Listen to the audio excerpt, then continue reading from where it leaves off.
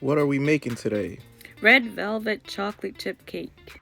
The ingredient for making red velvet chocolate chip cake, the way that I like it, is by using 3 eggs, 3 teaspoons of vanilla, 1 teaspoon of distilled vinegar,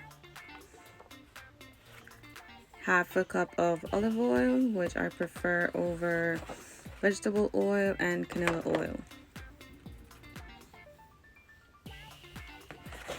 1 3/4 cup of granulated white sugar, 3 cups of cake flour,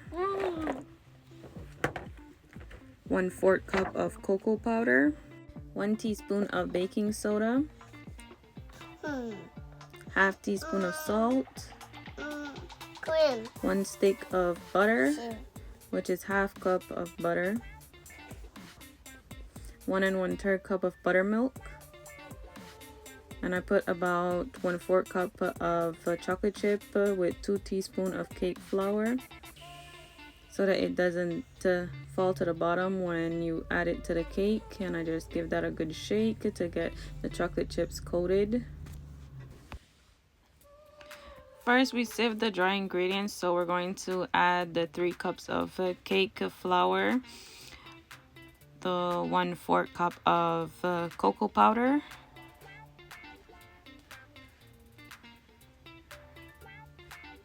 one teaspoon of baking soda, half teaspoon of salt, and we're going to sieve that using the sieve. We're sieving it to make sure that we incorporate air and to get out all the lumps.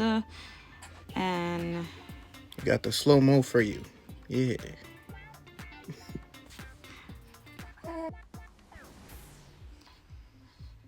so when you're sieving and you find lumps, like you can see right here, you just use your spatula to turn it around, or you could use a spoon or fork to just turn it around and press it through like I'm doing. The sieve has these small, very small little holes that if you press it through, it will make it the lumps like go away if they can pass through it, and even out everything.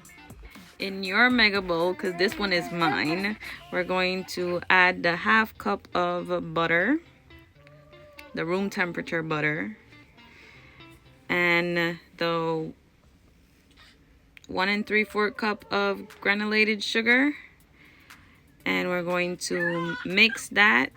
Mixing the butter and the sugar together is known as creaming the butter and sugar. And as I'm creaming the butter and sugar together, I realize my mega bowl might not have been the best choice of bowl to use, because now I gotta break down some lumps in there because it's not holding the sugar and the butter like in a closed area. So I had to do a bit more mixing with my hand mixer and some pressing down with the blender stick while it wasn't on. So you want something smaller so the pieces aren't running away from you.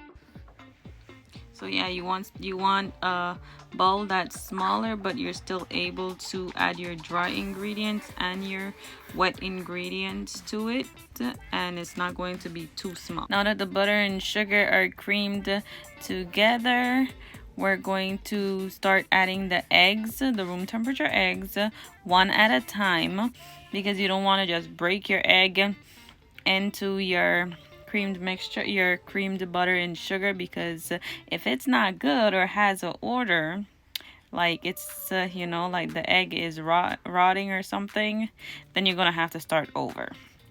And you don't want no shells in your egg, so if you break it in another container before adding it to your cream butter and sugar, you're going to see if you got any shells in there. And so as you add your egg, you mix it.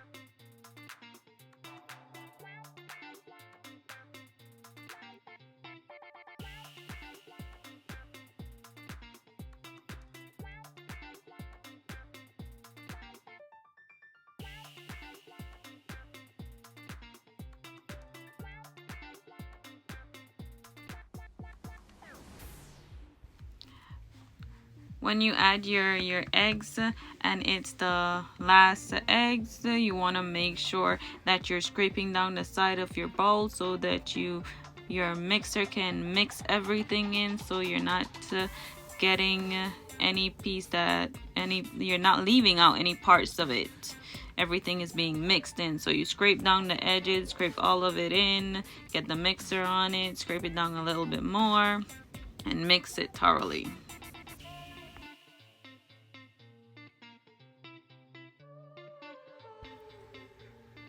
After you've mixed in your eggs and scraped down the sides, you're going to add your 3 teaspoons of vanilla, your half a cup of olive oil, and you're going to mix that thoroughly.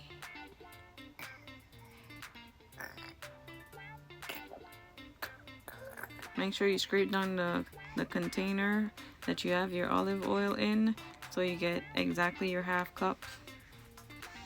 And you're going to mix that thoroughly. Mix it till you don't see any more residue of oils on the side, and you don't see any areas that are brown.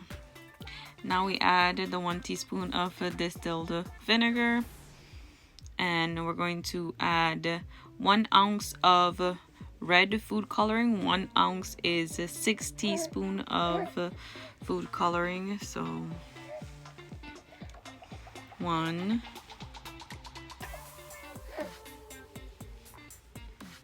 2,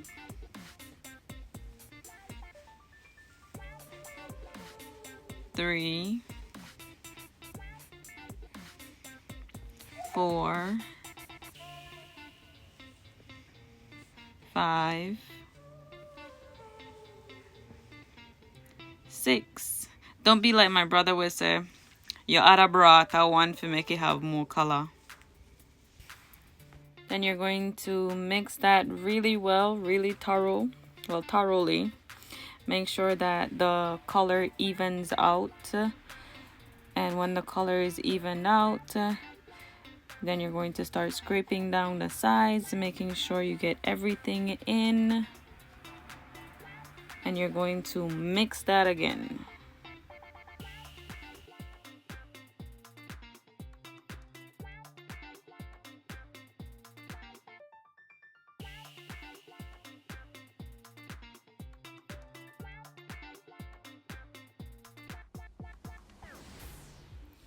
Now you're going to add your dry ingredients in 1/3 portions at a time.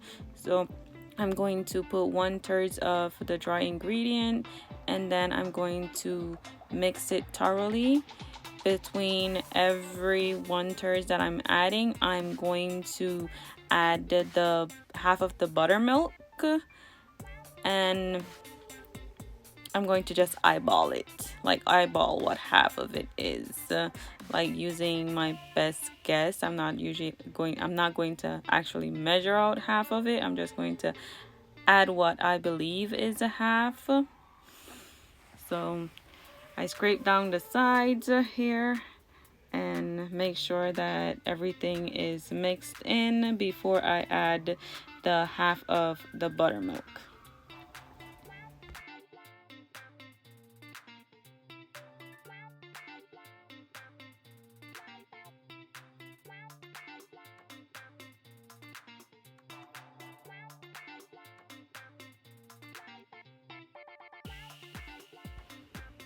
Now I'm going to add half of the buttermilk. Like I said, you just eyeball what half is to you and you add that in, and then you mix it till you don't see any white spots. Right now I'm just mixing it without the blender on, just trying to, like mix it around and like incorporate it without too much blending.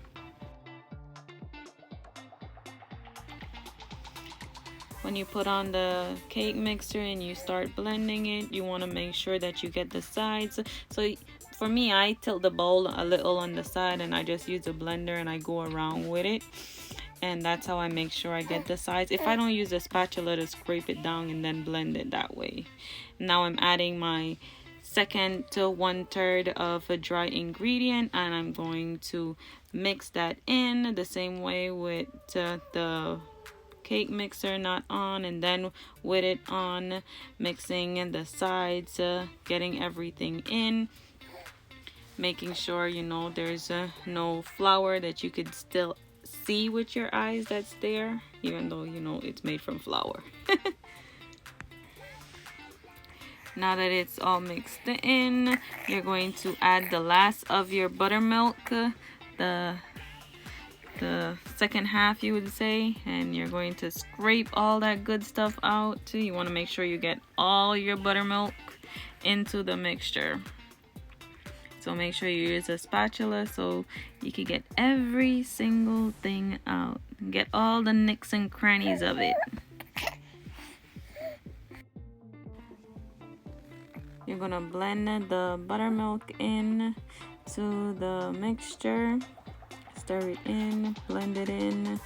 Here, I don't do the stirring without the mixer on. I do it with the mixer on to get it done real quick. Then I scrape down the sides because I want everything to be evened out, till I make sure that I'm getting all of it mixed in thoroughly. So I scrape down the sides of even the spatula. I scrape the sides of the spoon to get off the stuff off the spatula, so the spatula can scrape the sides of it down better. And then you're going to add the last of your dry ingredients, and you're going to mix that around without the cake mixer on first, because like when you're mixing flour, sometimes when you put the cake mixer on, the flour goes up in the air. So that's why I like to just stir it around a little first without the cake mixer on. Now I'm scraping down the sides of it because I need all the flour to go into the mixture. The mixture is going to start to get a little thick here, so I don't want to lean the container on the side to mix it. So I'm just mixing it to this way by scraping down the sides.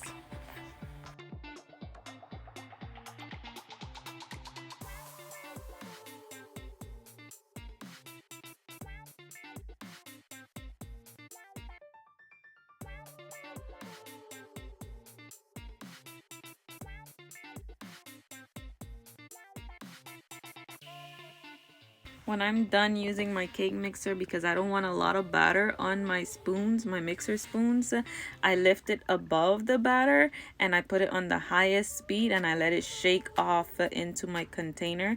That's how I get most of the batter off of my spoon. That way I feel like I'm not wasting it. And then I go in and I just scrape down the sides with my spatula. The texture of your batter should be between thin and thick. It should just fall off the spatula. It shouldn't be running off the spatula. Like, you don't want it too thin, you don't want it too thick. You just want it to be nice and where it flows but not too much. So when it comes to my baking pan, I have this one that is really cute to me. It opens from the sides and it releases the bottom, and I use parchment paper, wax paper. Why do I keep saying parchment paper?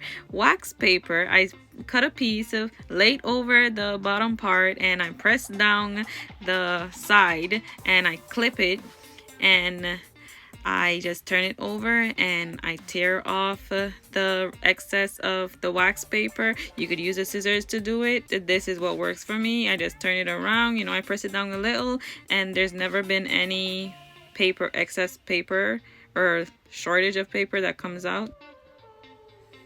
So this batter can make 2 9-inch or 10-inch cake, nice size ones. Usually you would use like a measuring cup and measure 1 cup into one cake pan and 1 cup into another cake pan to make sure they're even, and that's how you would go along. 1 cup in one, 1 cup in the other, 1 cup in one, 1 cup in the other, to make sure they're both of the equal size, well, equal amount. But for me, since I only have one of these pans, I have to guesstimate, actually estimate what half would be. So I'm going to eyeball it and like try to figure out what half exactly would be. So a little at a time, me and my mini spatula is going to figure out what I think half is. Hopefully I'm good at eyeballing this.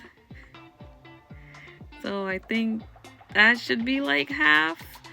And I'm just going to clean down the side of my mega bowl here and hope that that is actually half in the cake pan. Clean off the sides of my mega cake pan because I don't want any batter falling on anything, because we use red food coloring here. Don't need anything to stain. Then I'm going to just level out the batter, shake it on a flat surface, make sure you know it's well leveled. So shake, shake, shake. Shake the devil out. It'll be red everywhere. And now I'm going to just sprinkle in my chocolate chips. You could sprinkle as much as you want. You could use the entire 1/4 cups. I just do till I see like a good amount. I feel like it needs a little bit more, especially around the edges. Yeah, it does need a little bit more, so I'm just gonna add a little bit more here and there and a little there. Looks better. And then I'm gonna shake that in, shake, shake, shake, shake it all in. And if you're impatient like me, and after a couple shakes and it's not going down as quick as I want it to, you can get your spatula and tap it in. So spatula, and you just tap it in, you know, push it down, push it down, push it down gently, because you don't want it all the way to the bottom. So, you know, just gently tap it down, tap it down, tap it down. It's like you're tapping but bringing a little bit of cake over it. When it bakes, it's going to evenly come to like the middle, or some of it is going to stay to like the surface, but you're not going to see actual chocolate chips when it's already baked. So you just press, press, press, press, press, and then you shake, shake, shake to even it out. Make sure you know it's evened. Shake on a flat surface. Make sure you know it's not leaning on one side more than the other. I'm going to let the cake batter sit for 10 minutes, and then I'm going to preheat the oven to 350 degrees Fahrenheit. After the cake has preheated, I'm going to add the cake in to the oven on the middle rack. I made sure that it was in the center, and I'm going to put it for 28 minutes. If it needs the extra 4 minutes after I do the toothpick test, I'm going to put it back in the oven for the extra 4 minutes. I doubt it will, but just in case.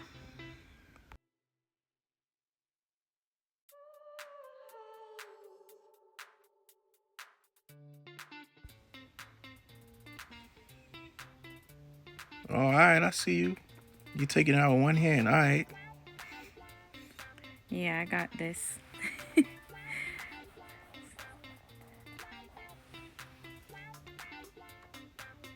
Time for the toothpick test. Yeah, the toothpick test is checking for doneness. When you insert the toothpick and it comes out dry, then that means it's finished. However, when I put it in before, it went into a chocolate chip, so that wasn't dry. But I knew where the little hole is. There's a chocolate chip there. There's times where it comes out with a little flake on it. That still means that it's done. So let the cake cool for at least 30 minutes before taking it out of the pan. If you have a pan like I do, I don't wait as long. I just wait for like 15 minutes the most, and I release it. Spring to the touch. That's what you're looking for in your cake. You know, you press it down, it comes right back up.